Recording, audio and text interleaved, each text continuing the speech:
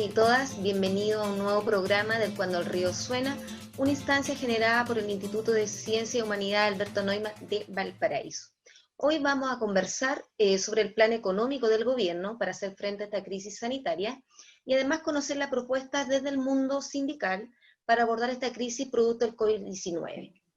Para ello nos acompaña Bárbara Figueroa, presidenta de la Central Unitaria de Trabajadores y Trabajadoras de Chile, CUT,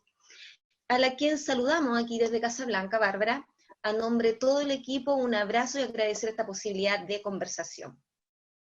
No, muchas gracias a ustedes por la invitación y muy interesante poder estar acompañándolos también en estos programas territoriales, que al final son un espacio que ayuda mucho a llevar información en tiempos en que la televisión está capturada por ciertos representantes, alcaldes y alcaldesas. Entonces es muy importante tener espacios así para poder contar un poquitito en lo que estamos y también las opiniones que tenemos respecto de los anuncios del gobierno.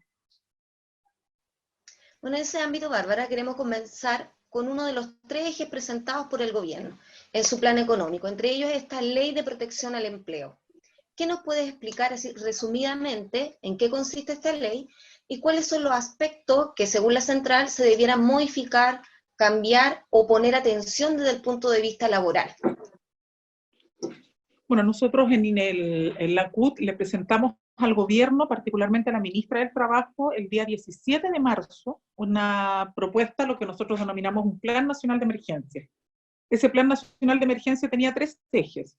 Uno, en materia de medidas sanitarias o respecto de la crisis sanitaria, donde señalábamos que ya era en ese minuto, a tan temprano inicio de los anuncios del gobierno, la suspensión de clases, que era necesario abordar el debate sobre la cuarentena nacional, complementado con servicios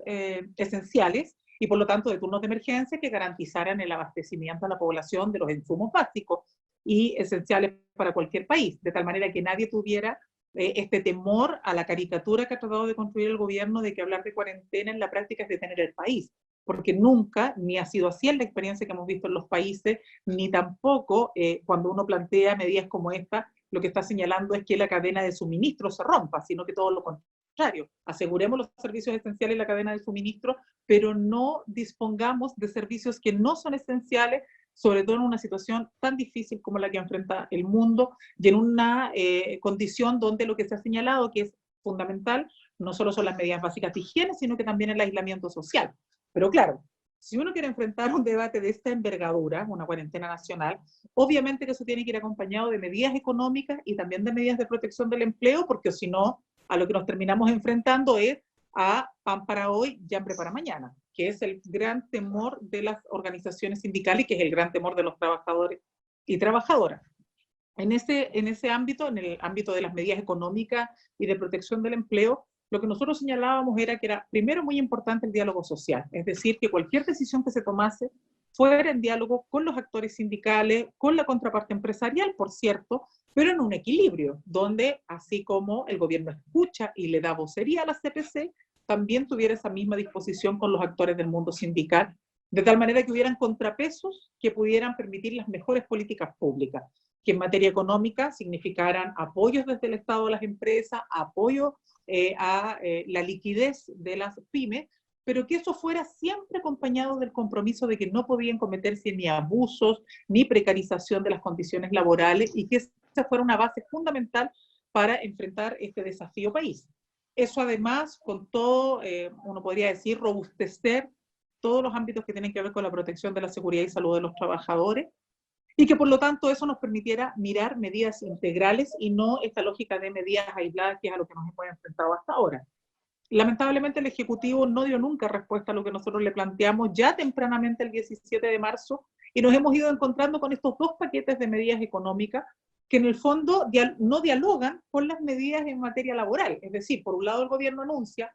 políticas de rescate, anuncia crédito, le pone ciertas restricciones, pero siempre en un ámbito de la buena voluntad, a los bancos para que todo cobren tasas de intereses cero, pero siempre privilegiando o garantizando que quienes tengan mejores condiciones para postular estos créditos que se está hablando hoy día, finalmente son las grandes empresas, porque lo hacen sobre la base siempre de que tú tengas la capacidad de que mañana seas solvente para poder pagar un crédito, cuestión que obviamente una pequeña o una microempresa no tiene cómo garantizar respecto a un gran consorcio. Y por lo tanto, claro, el gobierno ha hecho una serie de medidas y paquetes económicos, pero que van privilegiando principalmente las condiciones para la empresa privada, y respecto de esta necesidad de que cualquier apoyo económico venga vinculado a la protección del empleo, en realidad lo que hemos visto es todo lo contrario. El gobierno avanzó su proyecto de teletrabajo, que era un proyecto que nosotros rechazamos. Este es un proyecto que no partió hoy día, llevaba mucho tiempo, casi un año, más de un año, en el Congreso, y que no había logrado avanzar porque precisamente las organizaciones nos habíamos mostrado críticos, habíamos ido a exponer al Congreso, habíamos señalado que era una ley que tenía una serie de déficits y que hoy día se están comprobando. Una de las primeras cuestiones que estamos viendo hoy día en la práctica es que el sesgo de género operó como nunca en materia de teletrabajo, y quienes más sobrecarga laboral tienen y quienes más han señalado la incompatibilidad entre las distintas labores de casa, cuidado de niños y trabajo han sido principalmente mujeres. Sobre un 40% de las mujeres que hoy día están teletrabajando han señalado que tienen una sobrecarga laboral versus un 36% de los varones, y respecto de la compatibilización de las labores del hogar y las labores propias de la función que tienen de contrato, dan cuenta de que también sobre un 40% de las mujeres ha dicho que se hace muy difícil compatibilizar versus menos de un 30% de los varones. O sea, acá efectivamente estas normas express lo que han hecho es profundizar las desigualdades que vivimos en el mundo del trabajo. Y sobre la ley de protección de empleo, lo que nosotros señalamos desde un inicio, primero, es que era una tramitación muy rápida, que era muy riesgoso lo que estaba tratando de hacer el Ejecutivo, porque finalmente estaba, sobre pretexto de la crisis sanitaria, abriendo una puerta para el abuso. Ya nosotros veíamos antes de esta ley, cuando el gobierno hizo el anuncio, cuando el presidente de la República lo dijo en cadena nacional, ya nosotros empezamos a tener una cantidad muy importante de trabajadores y trabajadoras que fueron a la CUT a señalar lo que los empleadores les habían dicho: mire, yo le pago hasta hoy día bajo las cortinas, y usted entonces vaya a resolver a la AFC o vaya a la Dirección del Trabajo y vea cómo resuelve esto, porque ahora usted va a poder cobrar el seguro de cesantía aunque no esté despedido. O sea,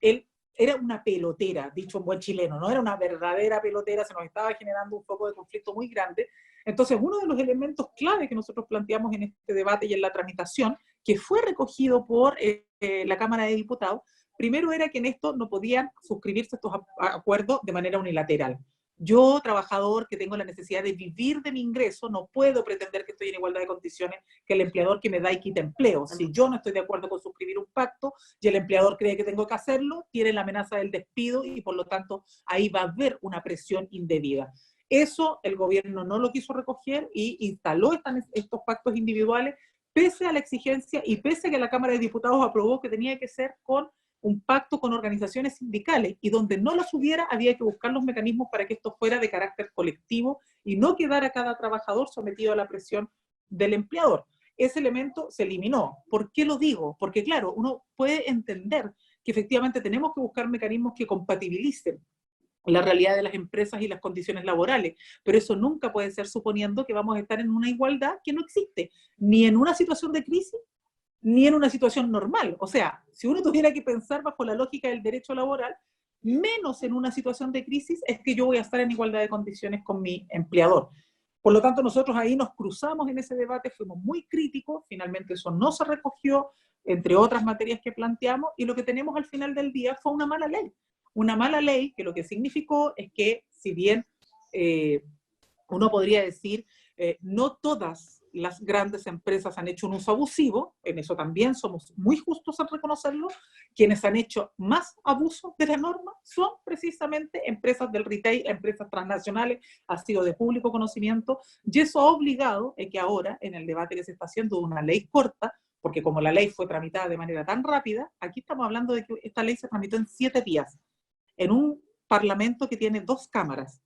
con debate de comisión mixta mediante. O sea, tuvieron menos de 48 horas los parlamentarios para discutir una ley que era sumamente importante para proteger las condiciones de los trabajadores y trabajadoras. Sin embargo, esto tuvo urgencias y por lo tanto no se pudo discutir con tiempo, no se escuchó a las organizaciones sindicales y derivamos en una mala ley que hoy día, con los antecedentes sobre la mesa, está obligando al Ejecutivo a hacer una ley corta, que ya está ingresada en el Parlamento para hacer correcciones que el Ejecutivo quería que fueran menores. Nosotros hoy día hemos exigido que ese debate sea de más largo alcance y que retrotraiga las prácticas abusivas. Nosotros tenemos denuncias, por ejemplo, de sindicatos de Ripley, donde a los trabajadores, un día, el fin de semana que pasó ahora, el día domingo, les estaban exigiendo a los trabajadores que hasta el mediodía se pronunciaran sobre firmar un acuerdo para la suspensión del contrato, y para eso les estaban ofreciendo 150.000 pesos a los trabajadores y trabajadoras. Por lo tanto, aquí hemos visto de todo, las peores prácticas en el marco de esta crisis, y por lo tanto lo que nosotros hemos dicho es que esta ley no solo puede revisarse en aspectos menores, como quería el Ejecutivo, sino que estos abusos se tienen que corregir y se tienen que impedir dentro de la ley, y corregir y retrotraer todas aquellas prácticas que hayan sido abusivas para firmar estos pactos de suspensión de jornada. Estas leyes, en el fondo, Carolina, y es lo que nosotros leemos, ¿no?, como CUT, a partir de lo que hemos discutido en los consejos ampliados, en los consejos directivos, en el Ejecutivo, lo que nosotros entendemos es que este paquete de medidas en materia laboral que presentó el gobierno finalmente son más que una respuesta a la crisis sanitaria, a la necesidad de proteger y resguardar los empleos, más bien se transformaron en la ofensiva de proyectos o de leyes antiderechos que el gobierno ya venía presentando y que ya venía impulsando antes de la crisis sanitaria, y que sobre texto del estado de excepción, estado de catástrofe, que no nos podemos reunir más de 50 personas, entonces vio un escenario ideal para finalmente avanzar en normas que en otras condiciones jamás hubiese sido posible que hubiesen avanzado. Es lo que estamos viviendo hoy día, es en lo que estamos trabajando, que es revertir los malos aspectos acordados en esta ley, y lo que nosotros esperamos es que eso efectivamente se haga carne y que podamos tener mañana, más que una ley como había sido originalmente planteada por el Ejecutivo, una norma que efectivamente venga a proteger los empleos y a los trabajadores y trabajadoras. Y en ese marco, Bárbara, ustedes en estos días han tenido la posibilidad de generar una mesa de diálogo o de conversación con el Ministerio del Trabajo, o todavía se ha mantenido este oído sordo con respecto a estas demandas o a este plan que ustedes han presentado, como tú decías, ya en marzo, una vez iniciado, digamos, esta crisis sanitaria? O sea, claro, nosotros presentamos el Plan Nacional de Emergencia el 17 de marzo, como no tuvimos respuesta, el 24 de marzo solicitamos una nueva reunión con la ministra del Trabajo, y donde ya le planteamos que no solo queríamos respuesta al Plan Nacional de Emergencia, sino que ya con toda esta presión de los sindicatos y de las organizaciones sobre lo que iba a pasar con esta supuesta ley de protección de empleo, nosotros solicitamos que se constituyera una mesa de monitoreo de abusos laborales, es decir, poder de manera tripartita y en el diálogo social revisar qué es lo que estaba pasando con estos anuncios, con la actitud de las grandes empresas, y que eso nos permitiera entonces, a partir del diálogo social, revertir estos casos. Sin embargo, el Ejecutivo no quiso darle curso. Recién ahora estamos retomando la posibilidad de conformar esta mesa de monitoreo, y nosotros esperamos que sea con el objetivo que planteó la CUT, que es una mesa para monitorear abusos laborales y por lo tanto revertirlo. No pretendemos sentarnos en una mesa solo para ver cómo se está implementando la ley, porque si es para eso no tiene sentido, para eso existe el Parlamento. Ya estamos en debate con los parlamentarios. De hecho, tuvimos que asistir la semana pasada, hace 2 semanas atrás, tuvimos que ir al Congreso Nacional de manera presencial con el secretario general de la CUT, Norberto Díaz, precisamente para poder plantear estos temas, poner estas denuncias sobre la mesa, los abusos con la ley de teletrabajo, lo que estaba ocurriendo con la ley de protección de empleo, y eso abrió la posibilidad de que durante esta semana se han escuchado en las sesiones de la Comisión de Trabajo de la Cámara de Diputados y la Comisión de Trabajo del Senado a distintas organizaciones del retail y de otros sectores para que puedan denunciar, para que puedan dar cuenta de las situaciones que están viviendo, y que se entienda que nuestra crítica no es una crítica caprichosa porque estamos en contra del gobierno, porque queremos que le vaya mal, sino que esto es tomando un dato de realidad, las denuncias que hemos recibido de los trabajadores y trabajadoras. Por suerte, ha habido disposición en las 2 comisiones de escuchar los planteamientos de las organizaciones, y eso también ha puesto un cable a tierra en el debate, porque ese es el riesgo cuando nos escuchan las organizaciones sindicales. Si el problema no es que te escuchen porque uno quiere que te escuchen, es que uno conoce una realidad que no es la realidad que necesariamente van a conocer los parlamentarios, ni tampoco la realidad que va a representar el empresariado. Es evidente que nosotros no somos la representación de todo, eso es obvio, pero sí somos la representación de la cara más ingrata del mundo del trabajo, que es la cara de los abusos. Y si esa realidad tú no la pones sobre la mesa, no la conocen los parlamentarios, no la escuchan de primera fuente, el riesgo de que cometan errores a la hora de legislar es muy grande. Entonces, hoy día que tenemos esa oportunidad, la hemos aprovechado al máximo, las organizaciones han estado exponiendo, dando cuenta de lo que se ha vivido, han ido también organizaciones empresariales y esperamos que esto se sensibilice particularmente a los parlamentarios de oposición y que ellos entonces tomen las riendas y el control de no permitir normas o de corregir estas normas abusivas para impedir que se sigan cometiendo estos abusos y que tengamos que ya mañana no solo lamentar la crisis sanitaria y el costo de vidas que esto ha significado, sino que además tengamos que estar viviendo una crisis de mayor precarización de los trabajadores y de peores condiciones o una crisis de hambre, que sería muy trágico que nosotros tuviéramos que enfrentar post el pic de la crisis por el coronavirus. Dentro de estos anuncios también, el gobierno ha señalado el ingreso familiar de emergencia, que según las palabras del ministro Sichel, irían en apoyo a todas las personas que no cuenten con ingresos formales. En este ámbito, ¿cómo ve la central este anuncio? Y para explicarle un poco a la gente, ¿a quién llegaría este ingreso de emergencia en la práctica? O sea, claro, estas normas tienen dos patas, ¿no? Una es el anuncio y la expectativa que genera en la población que tú le digas, mire, nos vamos a hacer cargo de una demanda que es tener un ingreso para los trabajadores informales. Y otra cosa es la realidad, que es lo que está escrito en los proyectos de ley. Nosotros de lo que entendemos que ha sido el anuncio, claro, la letra chica, porque hasta ahora de lo que hemos visto que el gobierno ha señalado, de ser un anuncio muy global, muy general, aquí vamos a impactar a muchos millones de trabajadores y familias, hoy día ya sabemos que en realidad estamos hablando de una política hiperfocalizada, tal cual como ocurrió con el bono COVID-19, donde en el fondo, ¿a quiénes se apunta? Se apunta al 60% de los sectores más vulnerables, es decir, de la extrema pobreza se recoge el 60% más crítico y a ellos se les da este apoyo a través de un ingreso de emergencia. ¿Por qué nosotros lo criticamos? Primero por eso, porque es una política hiperfocalizada y por lo tanto entre una política hiperfocalizada en materia de bonos y las leyes de protección a las grandes empresas, hay un universo de millones de trabajadores y trabajadoras y de pymes que no están teniendo ninguna respuesta y que hoy día están en la absoluta orfandad. Entonces, la expectativa que genera el gobierno con sus anuncios versus la realidad de las normas dista mucho y eso ya nos genera una primera complicación, porque tenemos casos como los que se han visto en televisión de gente adulto mayor que va a cobrar un bono y se da cuenta en la caja, estando ahí, no, en realidad a usted no le toca. Eso es porque hay una mala manera de comunicar y el Ejecutivo genera una expectativa que es irreal, es falsa, le está mintiendo a los chilenos y chilenas, porque en realidad estas son políticas que son hiperfocalizadas. Pero lo segundo, respecto del mundo del trabajo, además, hay que tener mucho cuidado, porque aquí muchos creen que cuando hablamos del mundo informal, estamos hablando de sectores súper precarios, y eso no es así. En la realidad nacional, en la realidad de países como los nuestros, con tantos niveles de desigualdad y con un mundo del trabajo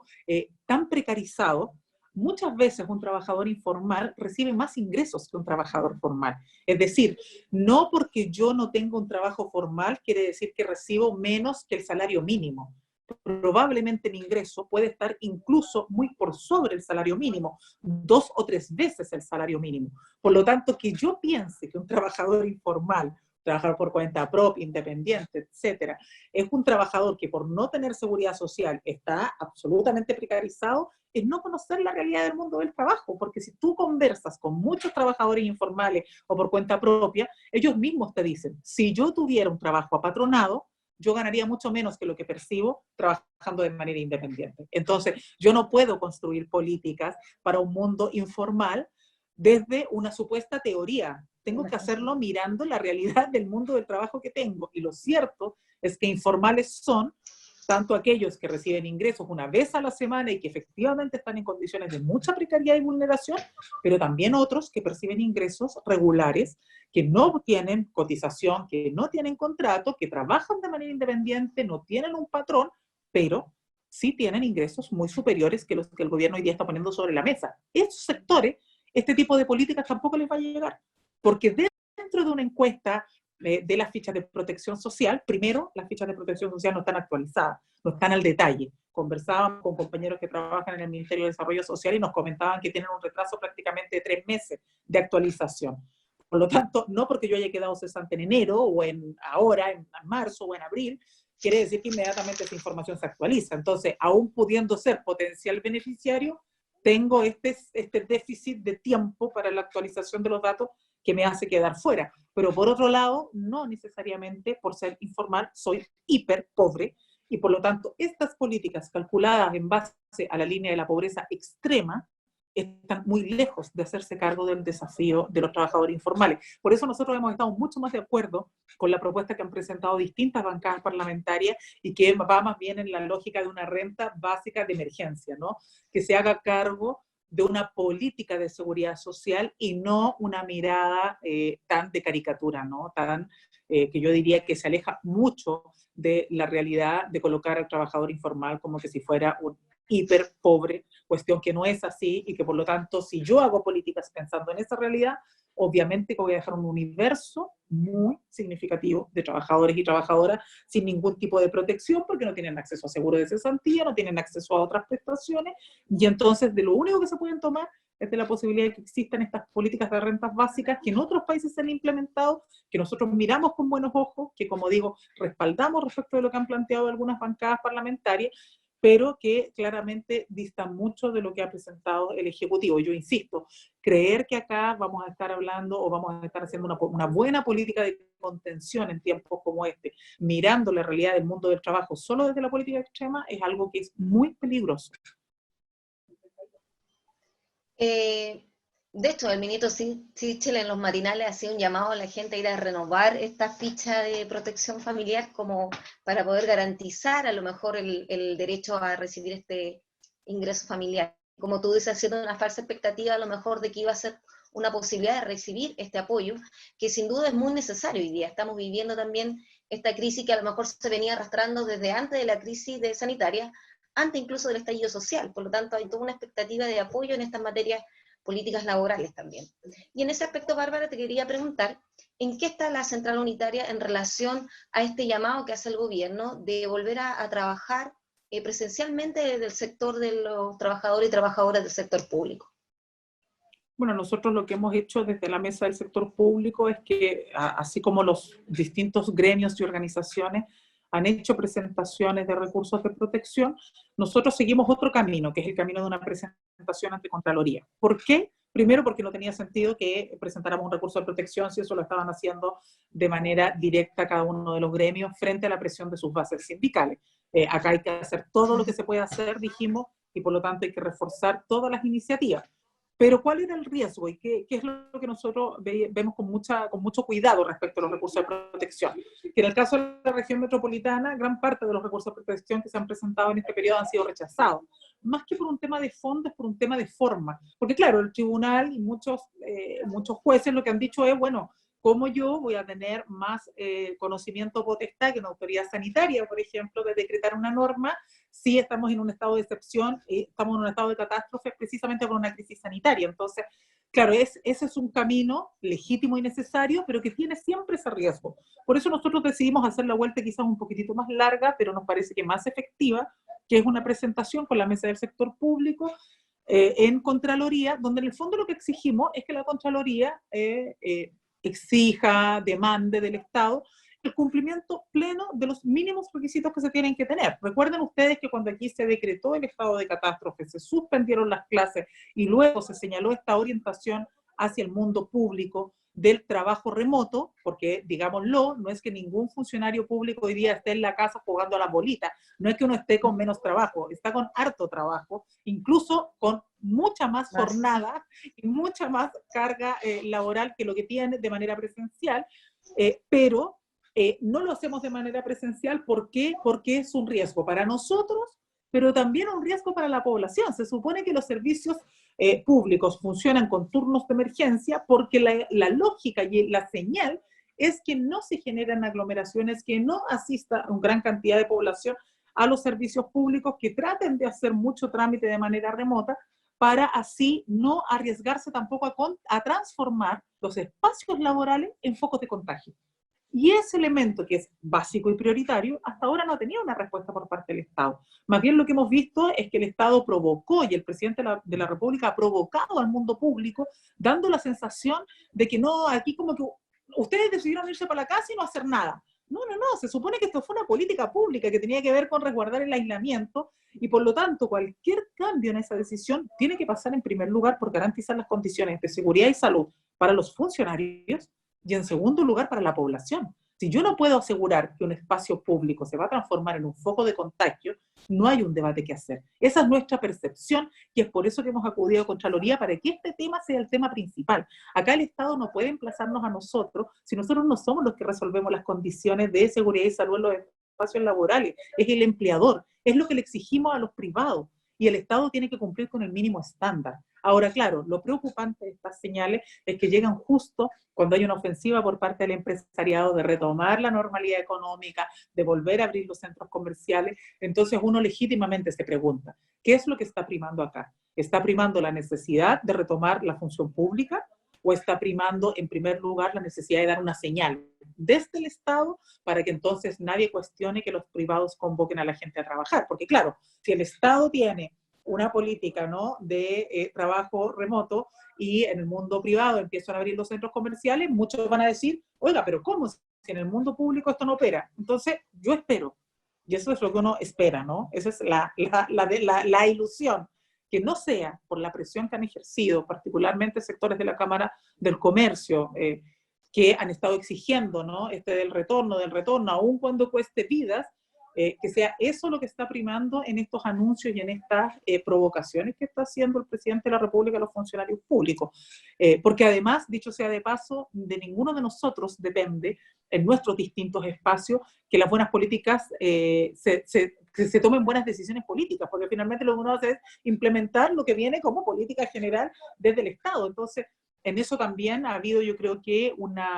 al ser tan errático el gobierno en los anuncios y al generar tanta expectativa, también ha puesto sobre los hombros del Estado una responsabilidad indebida, porque hay mucha gente que cree que si no está accediendo a algún beneficio es porque hay un mal funcionamiento del servicio público, cuando en realidad no es así. Es que el gobierno está haciendo anuncios que no tiene capacidad de sostener de manera rápida y eficiente, pero eso no es un problema del trabajador, eso es un problema de los jefes de servicio, es un problema de la orientación del gobierno. Entonces lo vemos con mucha preocupación, pero nuestra primera tarea es hoy, mañana y siempre preocuparnos en primer lugar de la integridad de los trabajadores y trabajadoras, y no transformar ningún servicio público ni privado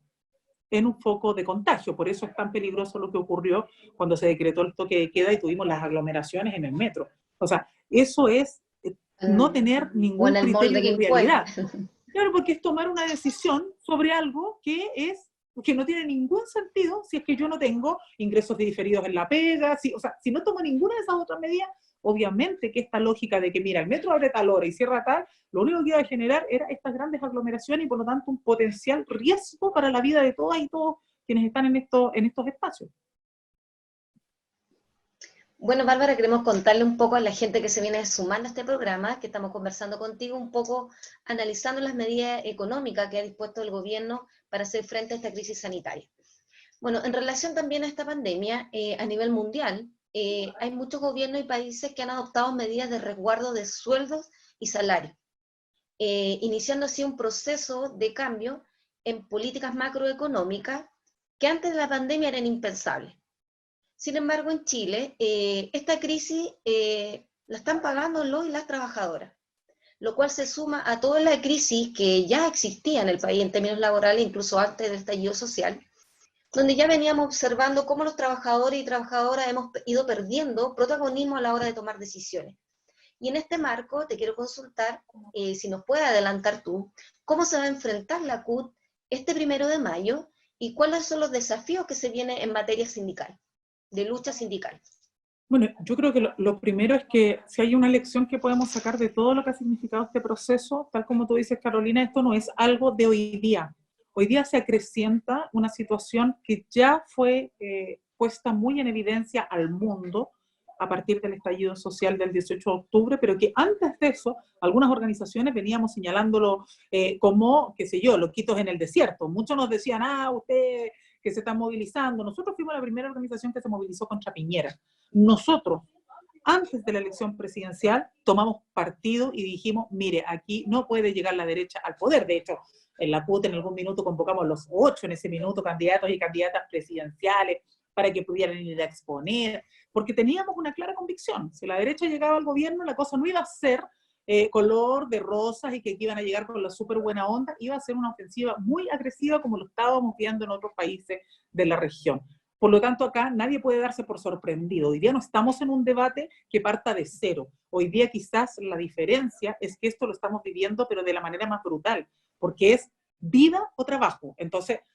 quizás es más evidente, insisto, de la manera más dolorosa y brutal, pero es más evidente aquello que ya se venía denunciando desde un tiempo a esta parte, porque además veníamos en una situación de crecimiento lento, que estaba significando el cierre de muchas empresas y que ya estaba dando signos de que si la economía se estaba enlenteciendo, aquí había algunos que no iban a aceptar que el costo lo pagaran todos, sino que se lo iban a usar a los trabajadores. Y eso mismo estamos viviendo hoy día, no es un modelo distinto. Tal como tú dices, quizás lo más interesante de todo esto es que en el marco de este proceso hay dos cuestiones que han ido quedando claras. Por un lado, que tenemos políticas económicas que no son sostenibles en el tiempo y que si pretendemos no solamente superar la desigualdad, sino que ser una humanidad viable,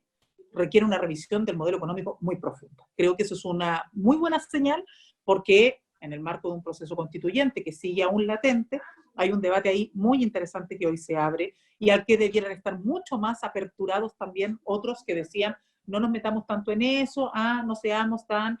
críticos del modelo, hagámonos cargo de que el modelo nos ha permitido crecer. Yo creo que hoy día hay algunos que ya claramente entienden que un Estado debilitado, que no tener organizaciones activas y contrapartes fuertes en el mundo social no es sano para ningún país ni para ninguna democracia y que eso exige también revisar el modelo de crecimiento. Y creo que en eso tenemos un punto que yo diría que es una oportunidad. Pero en segundo lugar, lo que ha demostrado esta situación, al menos en el caso del mundo sindical, es que donde hay sindicatos y hay organización, los abusos son mucho menos que donde no existen. Donde hay sindicatos únicos o sindicatos fuertes, los abusos no se imponen. Donde hay fragmentación, donde los sindicatos son débiles, donde hay mucha tensión, poca unidad entre los trabajadores, los abusos son más, y donde no existe siquiera organización sindical, ya es la aplanadora. Entonces, lección, organicémonos. Vale la pena tener sindicatos, vale la pena tener organización sindical, es clave y fundamental. Ahora, esto en un desafío que tal como tú dices nos pilla a puertas de un 1 de mayo en una situación muy compleja porque lo que hacemos tradicionalmente, que es la marcha, que es la movilización, no la vamos a poder desarrollar con las mismas características que lo desarrollamos hasta el año pasado, que nos va a obligar a innovar. Creo que si hay algo también positivo de todo esto, es que al menos para las organizaciones sociales y sindicales, la apertura a estos medios tecnológicos, poder tener videoconferencia a través de Zoom, utilizar esta tecnología también nos ha permitido tener una democracia más directa, una participación más activa de nuestras bases sindicales. Creo que eso también es parte del aprendizaje para mañana, ¿no? Para lo que viene una vez que salgamos de esta crisis humanitaria. Pero también, como decía, el tema de la organización sindical. Ahora, nosotros hemos tenido que ir aprendiendo en el camino y lo que hemos visto es que pese a que nosotros vamos a insistir y persistimos en que aquí tienen que haber medidas de aislamiento físico profundas para poder evitar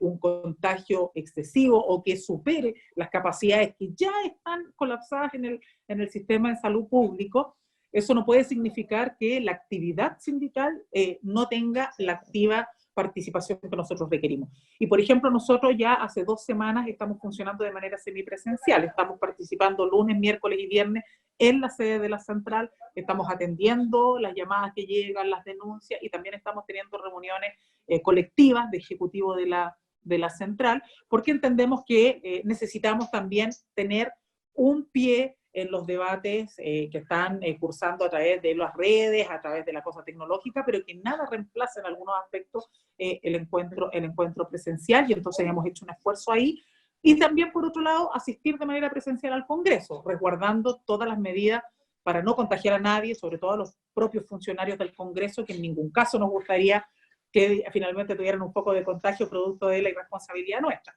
Entonces, claro, considerando esas propias medidas es que estamos proyectando el 1 de mayo, que podamos hacerlo, que podamos transmitir un mensaje, que podamos ser muy claros respecto de las denuncias, que podamos además profundizar en las demandas. Hoy día tenemos el Plan Nacional de Emergencia, pero no es suficiente. Es evidente que con eso no es suficiente. Entonces, hoy día hemos estado trabajando con los gremios de la salud, los funcionarios de la salud, de los trabajadores y trabajadoras de la red asistencial. Hemos estado trabajando con la mesa del sector público y con el sector privado para construir un pliego de los trabajadores y trabajadoras, mirando la realidad actual, mirando la situación de hoy, pero también proyectando lo que va a ser mañana, porque vemos un gran riesgo, si no nos adelantamos, a que mañana terminemos efectivamente no solo pagando la crisis, que ya le estamos pagando hoy día, sino que consolidando aquello como una política de largo trayecto en nuestro país. Entonces, estamos haciendo todas esas bajadas y tenemos que complementar entre el resguardo, la protección, las garantías, pero también la acción de masas. Entonces, yo no puedo adelantar mucho de cómo estamos tratando de proyectar el primero, pero créanme que el esfuerzo va a ser no solo en términos del mensaje, del discurso, estamos en una orientación con todas nuestras CUT provinciales, de poner banderas negras ese día también, dar cuenta de que los trabajadores hoy día sentimos en nuestros hombros el peso de esta crisis, que somos los más afectados, el cacerolazo en la noche, pero también otro tipo de acciones al mediodía que nos permitan dar cuenta de que no puede ser que seamos nosotros quienes paguemos la crisis y que aquí quienes tienen que ponerse son los que más riqueza tienen. Aquí tienen que ser los empresarios los que se pongan, aquí tienen que ser las grandes fortunas las que hagan un esfuerzo. No puede ser que aplaudamos de pie porque una empresa dona recursos para una noble causa, no cabe ni una duda, como en la Teletón, pero que resulta que a costa de eso luego despide trabajadores. O sea, eso no puede ocurrir. O que hoy día haga vocería como si fuera ministro de Estado, el presidente de la CPC, para decir vamos a traer ventiladores, vamos a hacer esto, pero no se colocan con ni uno para enfrentar la crisis social. Entonces, ¿cómo es posible que acá todo el peso cae sobre los trabajadores en materia de crisis social, pero respecto de la crisis sanitaria, los más lindos, los perfectos es el mundo empresarial, cuando sabemos que esa no es la realidad? Acá tampoco se trata de que nosotros digamos, ay, ustedes que son resentidos, porque nos van a decir, oye, pero a ustedes nunca les gusta nada. No, mire, aquí es bien simple. Si queremos que todos asumamos los costos de esta crisis, asumámoslos de verdad. Y eso significa que quienes hoy día no se han puesto la mano en el bolsillo se la tienen que poner. Porque de lo contrario, la señal es muy clara. El Ejecutivo y el Gobierno protege a su clase, protege a sus sectores, protege al gran empresariado, y lo que nosotros le estamos diciendo hoy día es no solamente que la crisis no la queremos pagar los trabajadores, sino que llegó el minuto de que se le ponga un impuesto a las grandes fortunas, de que se le exija a quienes hasta ahora no se han puesto, que se pongan de verdad con este desafío, porque de lo contrario, si no, mañana vamos a seguir lamentando despidos, cesantías, y vamos a tener una ministra del Trabajo espantada porque la gente está cobrando el seguro. Nunca nos imaginábamos que tanta gente iba a cobrar el seguro. ¿Cómo no se lo van a imaginar si nos pusieron la soga al cuello? Nos dijeron, ¿ustedes quieren mantener su pega? Bueno, manténgala, pero mientras tanto, usted financie el salario, porque en el fondo eso es la ley de protección de empleo, el salario, pero que lo pagamos nosotros mismos. Entonces, en ese contexto tenemos muchas razones por las cuales manifestarnos este primero, pero tenemos que hacerlo con mucha responsabilidad, porque no queremos que mañana nadie utilice aquello como una caricatura para decir, mire, qué irresponsable la clase trabajadora. No, nosotros en esto vamos a actuar a la altura, porque somos la central más importante de este país, somos la central más representativa y no tenemos espacio al error, no tenemos espacio a la caricatura, no tenemos espacio tampoco para el populismo. Nosotros esto tenemos que ser serios y responsables, activar con propuestas, estar muy encima, llegar a ser desagradables en el debate con el Parlamento, en las redes de acción con otros actores. Hoy día estamos en una alianza también con la Asociación Gremial de Abogados Laboralistas para poder instruir a los dirigentes, darles cuenta de cuáles son los alcances de las leyes, dónde están las oportunidades para el movimiento sindical, y a partir de eso también fortalecer el rol, porque mañana, cuando pase la crisis sanitaria, insistimos, si nosotros no estamos organizados, fuertes, consolidados y unidos, esto puede ser una ola mucho más fuerte y mucho más cruda de lo que algunos imaginan. Bueno, Malva, mira, ahora te quiero llevar a otra pregunta y que está relacionada con un premio, que nos puede explicar usted, este premio anual que entrega la Fundación Svensson de Noruega, premio que nos ha estado exento también un poco de crítica y duda, y nos gustaría que tú también nos comentaras hoy día de qué se trata este reconocimiento de esta fundación. Bueno, este es un premio que se entrega a la trayectoria sindical. Es evidente, ¿no? Que en este caso el reconocimiento no solo tiene que ver... Ahora, el premio recae en una persona, ¿no? Porque de hecho el premio lleva el nombre de un dirigente sindical noruego muy respetado, Arthur Svensson. De hecho, el premio no tiene larga data, debe tener 12 años, que es en el minuto en que fallece Arthur Svensson, y entonces, bueno, se constituye una fundación y este premio en su honor. Él jugó un rol muy importante como químico farmacéutico, si no me equivoco, o del área química, en el tema de las armas nucleares y que estas no fueran utilizadas contra la población y por la defensa de la paz. Entonces es un referente muy importante. A partir de eso, la fundación, esta fundación lleva su nombre y por lo tanto, claro, el premio recae en personas, pero es en el fondo también un reconocimiento a las instituciones. En este caso, al ser presidenta de la Central, ser una de las presidentas más jóvenes, porque creo ya no ser la más joven, pero fui en su minuto una de las presidentas más jóvenes y la primera mujer en América Latina en conducir una central. Estos son temas muy relevantes y que ellos han considerado, pero que no solo dan cuenta del rol de hoy día. De hecho, ellos miraron toda la trayectoria desde al menos el 2011-2012, cuando yo llegué a la central, para poder ver y calificar si ha meritado o no meritado un premio de estas características. Nosotros lo que hemos dicho en ese sentido es que estamos muy honrados, pero entendemos que esto es una responsabilidad, porque es un premio que, insisto, recae en una persona, pero que es fruto del reconocimiento del trabajo colectivo y al buen prestigio que tiene la CUT a nivel internacional. Sabemos que ha habido algunas organizaciones críticas, particularmente sectores de derecha y algunos sectores de ultraizquierda, que han hecho harta mofa de esto. Además, pareciera ser que no entendiendo bien de qué se trata, porque cuando ellos hablan del rol en el movimiento estudiantil no se refieren particularmente ahora, ¿no? Sino que al rol que a mí me tocó jugar en un rol secundario, por cierto, en ese minuto, cuando fue la movilización del 2011, porque hay varios de los dirigentes que a mí me conocieron en esa época, cuando recién llegué a la CUT, pero que venía con el trabajo que habíamos hecho en el Colegio de Profesores con Jaime en el marco de la movilización del 2011. Entonces, claro, ellos recogen toda esa trayectoria para darnos este reconocimiento, pero que en el fondo es, como decía, eso es un reconocimiento al prestigio también que tiene la central. En ningún caso esto es un tema donde haya dinero de por medio, que parece que también ha sido un gran tema para algunos, estaban muy preocupados, parece, algunos amigos de la izquierda. Nosotros en ese sentido no tenemos ninguna información al respecto, solo nos hemos comunicado por lo de rigor. Esta es una nominación que además fue antes del 18 de octubre, tenían que presentarse las nominaciones. A nosotros nos nominó la Confederación Sindical Internacional, que es nuestra organización superior a nivel mundial. No es una disposición nuestra, no es que nosotros pidiéramos ser nominados. Nos nominó de hecho un secretario general adjunto, Víctor Báez, y nosotros hemos dicho que nos enorgullece mucho y reconocemos y saludamos mucho este premio, pero por sobre todas las cosas lo entendemos como una responsabilidad,